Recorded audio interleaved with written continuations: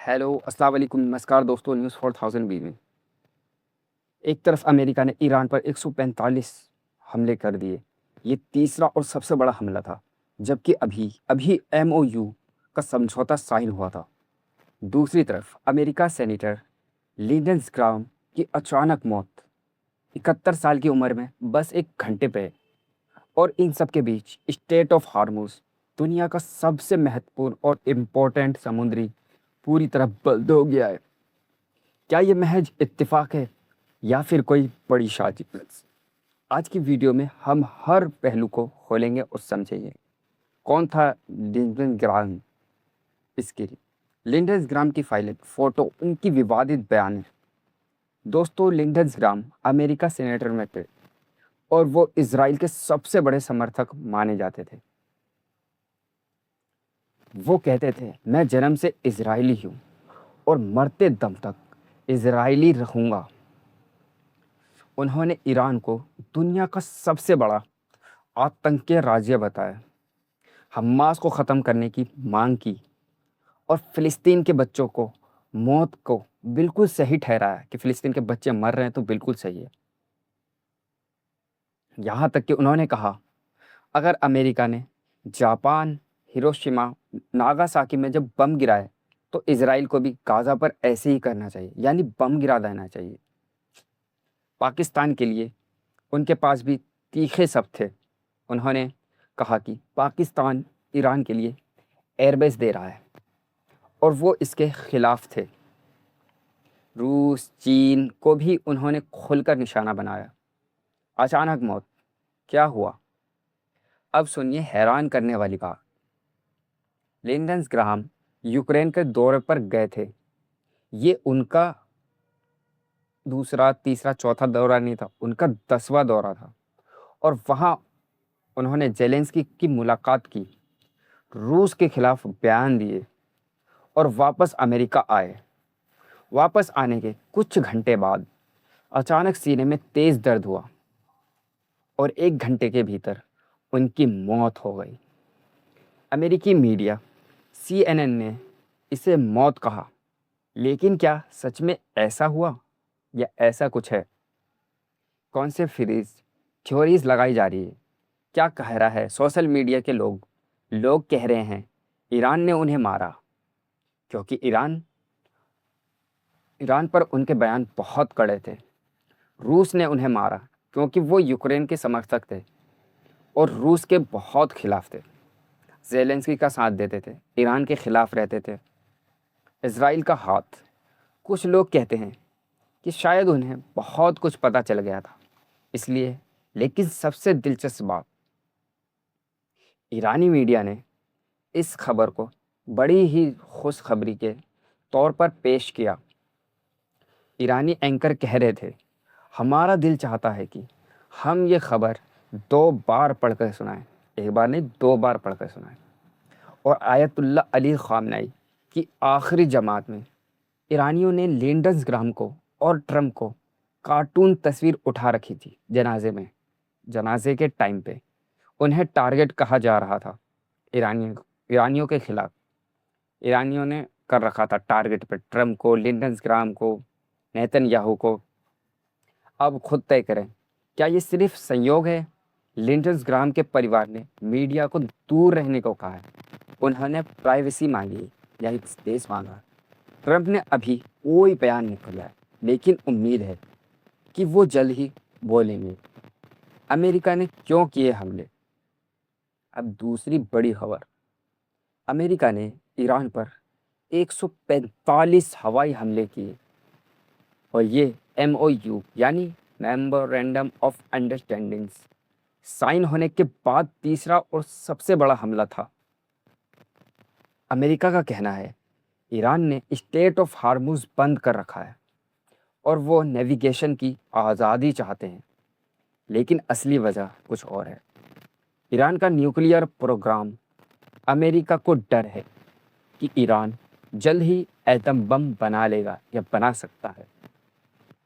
कहाँ कहाँ हमले हुए?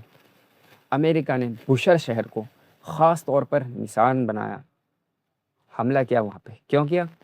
क्योंकि बुशहर में ईरान का सबसे बड़ा न्यूक्लियर पावर प्लांट है, जिसकी मदद रूस और ईरान का जॉइंट प्रोजेक्ट है। अमेरिका को शक है कि ईरान ने 450 किलोग्राम से ज़्यादा हाईली इनरिच्ड यूरेनियम को वहां छुपा रखा है। हालांकि रूस ने अमेरिका और इसराइल को चेतावनी दी है कि बुशर प्लांट को हाथ मत लगाओ, वहाँ हमारे रूसी वर्कर हैं। और वो सच में अमेरिका ने प्लांट तो नहीं छुआ, लेकिन आसपास के इलाकों पर बम गिराए काफ़ी।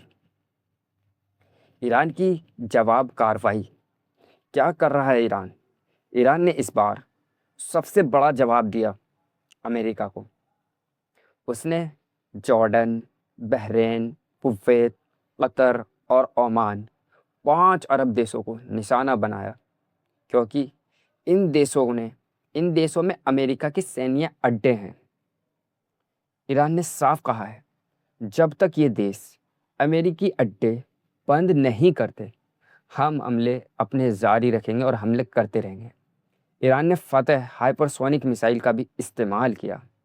ये मिसाइल इतनी तेज़ है कि कोई भी एयर डिफेंस सिस्टम इसे रोक नहीं सकता, इम्पॉसिबल है।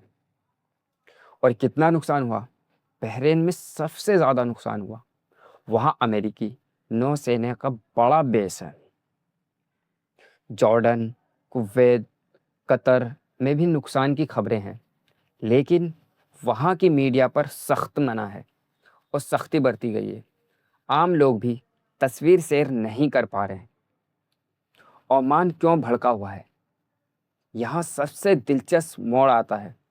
ओमान कल ही ईरान के विदेश मंत्री अब्बास अराची ओमान में थे। स्टेट ऑफ हार्मूज का प्रबंधन को लेकर बातचीत कर रहे थे आपस में। ईरान और ओमान दोनों का टेरिटोरियल वाटर्स में स्टेट ऑफ हार्मूज में आता है, इसलिए उनके बीच कुछ सहमति भी हुई थी। लेकिन कुछ घंटे बाद ही ईरान ने ओमान के उस बंदरगाह में हमला कर दिया जहां अमेरिका जहाज तेल भरते थे या भरवाते थे। ओमान ने तुरंत ईरानी राजदूत को बुलाकर कड़ा विरोध दर्ज कराया। हम मध्यस्थता थे, आपने हम पर ही हमला क्यों किया? ईरान ने क्या जवाब दिया? ईरान ने कहा, हमने सिविलियन इलाके को नहीं टारगेट किया, बल्कि अमेरिका के सैन्य ठिकाने को निशाना बनाया। जब तक अमेरिका मौजूद है, हम हमला करेंगे। स्टेट ऑफ हार्मूज क्यों है इतना ख़ास ईरान के लिए? दोस्तों, स्टेट ऑफ हार्मूज दुनिया का सबसे महत्वपूर्ण और समुद्री गली है। वहाँ पूरी दुनिया का 30% तेल का परिवहन इसी रास्ते से आता जाता है। अगर ये बंद रहा तो तेल की कीमतें आसमान छू लेंगी। इससे भारत, चीन, यूरोप सब पर असर पड़ेगा। अमेरिका की नाकामी। अमेरिकी राष्ट्रपति डोनाल्ड ट्रंप ने दावा किया है कि स्टेट ऑफ हार्मूज खुल गया है, लेकिन एक भी जहाज ने उसे क्रॉस करने की हिम्मत नहीं की। क्यों? क्योंकि सच्चाई ये है कि स्टेट ऑफ हार्मूज अभी भी पूरी तरह क्लोज यानी बंद पड़ा है या बंद है। अमेरिका अपने एपिक मिस्टेक यानी बहुत बड़ी गलती का खामियाजा भुगत रहा है। उसका मकसद ईरान में रिजीम चेंज करना था, लेकिन अब वो स्टेट ऑफ हार्मूज खुलवाने में ही फंस गया है। पाकिस्तान और कतर ने मध्यस्थता शुरू कर दी। दोनों देशों अमेरिका और ईरान को समझाने की कोशिश कर रहे हैं कि ये जंग हाथ से निकलने से पहले रुकनी चाहिए। कतर के विदेश मंत्री ने कहा, हम चाहते हैं कि सभी पक्ष संयम बरतें, यानी कूल डाउन रहे, आपस में हमला ना करें एक दूसरे पे। लेकिन क्या सुनने वाला है कोई? डोनाल्ड ट्रंप ने कहा, डोनाल्ड ट्रंप कोई बात मानने वाले नहीं हैं। और ईरान तो बिल्कुल पीछे हटने को तैयार नहीं, क्योंकि उसके पीछे रूस और चाइना का हाथ है, साथी है उनके। क्या इसराइल भी आएगा? सबसे बड़ा खतरा इसराइल। इसराइल ने साफ कहा है कि वो अमेरिका का साथ देगा और ईरान के खिलाफ अकेले भी हमला कर सकता है। अगर इसराइल हमले में शामिल हो गया तो पूरा मध्य पूर्व आग लग सकता है, मिडल ईस्ट में, गल्फ में, पूरे में आग लग सकता है। और फिर तीसरा विश्व जंग, कोई दूर की बात नहीं, आम लोगों पर असर होगा। इन हमलों से ईरान, इराक, लेबनान में हजारों लोग अपने घर छोड़ चुके हैं। तेल की कीमत बढ़ गई है, पेट्रोल डीजल के दाम बढ़ेंगे, जिससे आम आदमी की जेब पर असर होगा। शेयर मार्केट भी गिर रहा है। आगे क्या होगा? मेरे अनुमान के मुताबिक आगे बहुत कुछ हो सकता है।